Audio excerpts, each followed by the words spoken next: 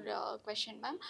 ಒಂದು ಕಾಸ್ಟ್ಯೂಮ್ ಅಥವಾ ಒಂದು ಡ್ರೆಸ್ ಹಾಕಿದಾಗ ಸಾಕಷ್ಟು ಕಾಮೆಂಟ್ಗಳು ಬರುತ್ತೆ. ಅಲ್ಲಿ ತುಂಬ ನೆಗೆಟಿವ್ ಪಾಸಿಟಿವ್ ಎಲ್ಲ ಥರನೂ ಇರುತ್ತೆ. ಅಥವಾ ನೀವು ಏನೇ ಕ್ರಿಯೇಟ್ ಮಾಡಿದ್ರು ಕೂಡ ಅದಕ್ಕೊಂದಿಷ್ಟು ಪಾಸಿಟಿವ್ಗಿಂತ ಹೆಚ್ಚಾಗಿ ನೆಗೆಟಿವ್ಗಳೇ ಕೇಳಿ ಬರ್ತಾ ಇರುತ್ತೆ. ಸೊ ಇದನ್ನು ನೀವು ಯಾವ ರೀತಿ ಸ್ವೀಕಾರ ಮಾಡ್ತೀರಾ ಅಂತ? ಈಗ ಏನಾಗುತ್ತೆ ಗೊತ್ತಾ?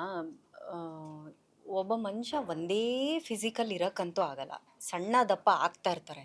ಸೊ ಅವರ ಹೆಲ್ತ್ ಇದನ್ನ ಇಶ್ಯೂಸ್ನ ನೋಡಿಕೊಂಡು ಸಣ್ಣ ದಪ್ಪ ಆಗ್ತಿರ್ತಾರೆ. ಒಂದು ಕಾಸ್ಟ್ಯೂಮಲ್ಲಿ ದಪ್ಪ ಕಾಣಿಸ್ಬೋದು, ಒಂದು ಕಾಸ್ಟ್ಯೂಮಲ್ಲಿ ಸಣ್ಣ ಕಾಣಿಸ್ಬೋದು. ಸೊ ಅದು ನಮಗೆ ಹುಡುಗಿರಿಗೆ ಗೊತ್ತಿರುತ್ತೆ ಪರ್ಸ್ನಲಿ. ಸೊ ಅದನ್ನ ಇಟ್ಕೊಂಡು ಸಾಕಷ್ಟು ಜನ ಓ ನೀವು ದಪ್ಪ ಆಗ್ಬಿಟ್ಟಿದ್ದೀರಾ, ನೀವು ಸಣ್ಣ ಆಗ್ಬಿಟ್ಟಿದ್ದೀರಾ ಅಂತೆಲ್ಲ ಕಮೆಂಟ್ ಮಾಡ್ತಾರೆ. ಬಟ್ ಅವ್ರವ್ರದ್ದು ಪ್ರಾಬ್ಲಮ್ ಅವ್ರವ್ರಿಗೆ ಗೊತ್ತಿರುತ್ತಲ್ವಾ? ಸೊ ಅವ್ರನ್ನ ಅವರು ಕನ್ನಡಿ ಮುಂದೆ ನಿಂತ್ಕೊಂಡು ನೋಡ್ಕೊಂಡಾಗ ಗೊತ್ತಾಗ್ಬಿಡುತ್ತೆ. ಅದಕ್ಕೆ ಯಾರು ಆನ್ಸರೇ ಮಾಡೋದು ಬೇಡ, ಅವ್ರಿಗೆ ಅವರೇ ಆನ್ಸರು ಫಸ್ಟ್ ಆಫ್ ಆಲು. ಸುಮ್ಮನೆ ಈಗ ಹೇಳೋದಕ್ಕೇನು ಈಸಿ ಅಲ್ವಾ? ಅದು ನಮ್ಮ ಬುಡಕ್ಕೆ ಬಂದಾಗ ತಾನೇ ಅದೆಷ್ಟು ಕಷ್ಟ ಅಂತ ಗೊತ್ತಾಗೋದು. ಅಷ್ಟೇ. ಅದು ಅದು ಹಂಗೆ ಹೇಳಿದ್ರೆ ಸಾಕು, ಅದು ಅವ್ರಿಗೆ ಅರ್ಥ ಆಗ್ಬಿಡ್ಬೇಕು. ಕೊನೆಯದಾಗಿ ನೀರಲು ಜೊತೆಯಲ್ಲಿ ದಿವಾನ್ ಮೇಡಮ್ ಏನೇನು ಹುಡುಗರನ್ನ ದಿವಾನ್ ಥರ ಮಾಡ್ತಾರಾ ಅಥವಾ ಹೀರೋಗೆ ಹುಚ್ಚಿಡಿಸ್ತಾರಾ, ಹೆಂಗೆ ಏನು? ಕೊನೆಯದಾಗಿ ವೀಕ್ಷಕರಿಗೆ ಏನು ಹೇಳಕ್ಕೆ ಇಷ್ಟಪಡ್ತೀರಾ?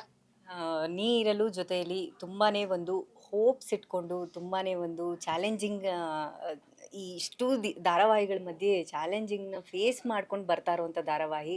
ವಿಭಿನ್ನವಾದಂಥ ಒಂದು ಕಥೆ. ಸೊ ಎಲ್ಲರೂ ಹೇಳ್ದಾಗೆ ನೀವು ಹೇಳ್ತೀರಾ ಅಂತ ಅನ್ಕೋಬೇಡಿ, ಡೆಫಿನೆಟ್ಲಿ ವಿಭಿನ್ನವಾಗಿದೆ.